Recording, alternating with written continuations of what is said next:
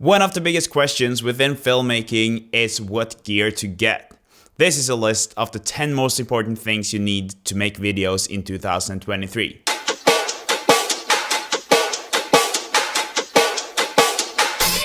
Number 1. You need a 4K camera. And yes, I said 4K. Most people have a 4K TV at home, which means that the quality of your videos should be the same. I'm not gonna lie, this will obviously shoot and give you better quality images than this one, as this is a Netflix approved camera. I think that if you want to do professional filmmaking in 2023, you will need a 4K camera like this, not just use your phone. But your phone is a good way to start. Number 2, could have been number 1, is your microphone. Having a good microphone is imperative to filmmaking, as human beings process audio before image. You can't show it off, say, hey, how cool is this microphone? But to your audience watching your videos, having a good microphone... Okay, night. But to your audience watching your videos, having a good microphone is alpha omega. And I really do think you should invest in one. Personally, I'm using a Sennheiser MKH416, which is a high-end microphone. It's great for all its purposes. It's a shotgun microphone. I'm using it here, and I use that for all my interviews. Personally, I prefer using this in interviews rather than having a lav mic, but using the lav mic could also be a good idea because it will block out more of the audio. The lav mic will, on the other hand, take some more practice from you because you need to know how to set it up and make it as good as possible to make good audio. I'm just gonna go get the dog. This is Oakley, our newest family member.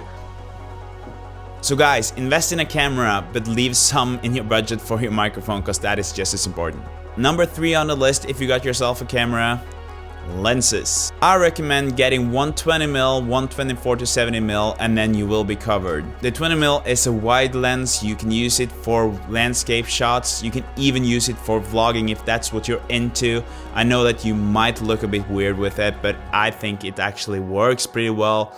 I also would say that the 24-70mm will work in most cases, and that will definitely be your all-round lens. If you can only afford one, go for the 24-70. Also, if you need a tip on a really cool, cheap, amazing lens, go read the article at number 3.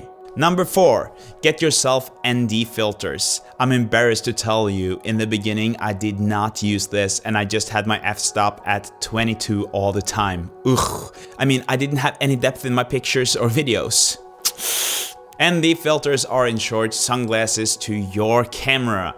And imagine yourself staring up at the sun all the time and you would not be able to see very well. The same is with your camera. Your camera will not be able to perform the way you want it to if you're not using the ND filters. This applies if you're outside, if it's very bright and you want your settings to be the same. So if you want your aperture value to be at 2.8 and you have a shutter of 50, then you do need to use ND filters to be able to have these settings.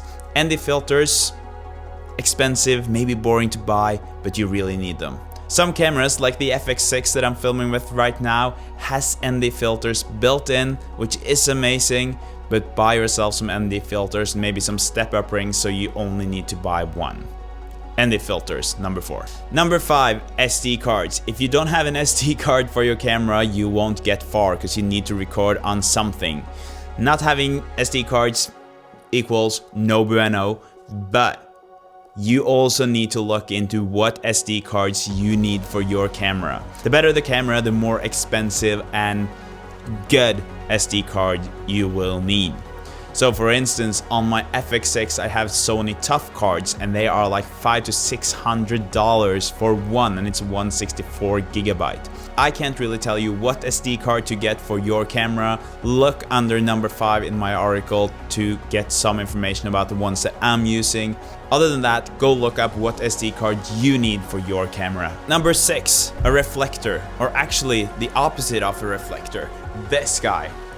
This guy I'm using all the time to create the shadow on my face or the subject's face. So when I have a light on my left side, it won't reflect from the other side because the absorber is actually just absorbing the light. For the longest time, I thought lighting a scene was all about creating light, but I would actually say it's more about creating shadows. Which means that if you have light accessible from outdoor, through a window, whatever, and you have this one, you have everything you need. You might not even need to buy yourself lights. So if you just started out and you don't have the budget to buy yourself expensive lights, use natural light and get yourself a reflector. Number 7, get yourself a monitor.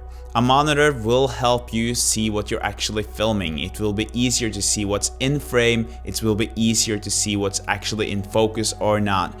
And you don't have to look at that little LCD screen that comes with your camera, which, let's face it, it's not very big and it's really hard to see if things are in focus. And when you got yourself a monitor, you should totally install LUTs to this monitor. Read more in the article on how to use these LUTs and why. Number 8 on the list is lights. Yes, I know you've probably been waiting for this one, and at some points you will probably need to get yourself lights. In this scenario,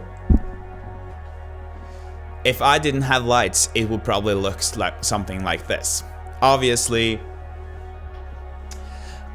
I could have done some changes in here and I could have used more of the lights in here, but still, it's pretty dark and I want to film. I need some lights.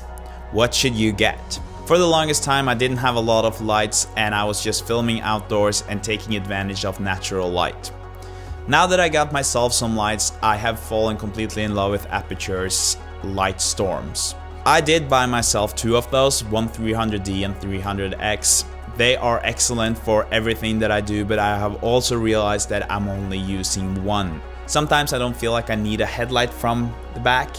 Other times I'm just using lights in the background to separate myself. Anyways, if I wanted to have a proper backlight, I would probably just use my Godox 60 watt, because that one is more than good enough and it's super cheap. But if you were to buy yourself just one light, get yourself something like the Aputure 300D and get yourself a good diffuser. The diffuser is, after all, just as important as the light because you don't want harsh light. Then your light will look cheap anyways. Number 9, I'm actually not gonna say a lot about because it's computer and editing software.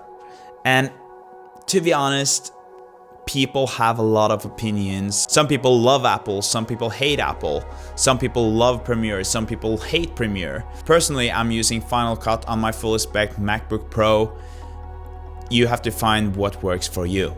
Number 10, I chose to just call extras, and some people might miss the drone on this list, but I don't know. Do you actually need a drone? Some videographers don't actually use drones at all. I have a drone, but I don't really use it a lot. Some clients ask for it and then I need it. Some trips I can bring it with me, other trips I can't because we're too close to airports or there are other things making it hard for me to fly them.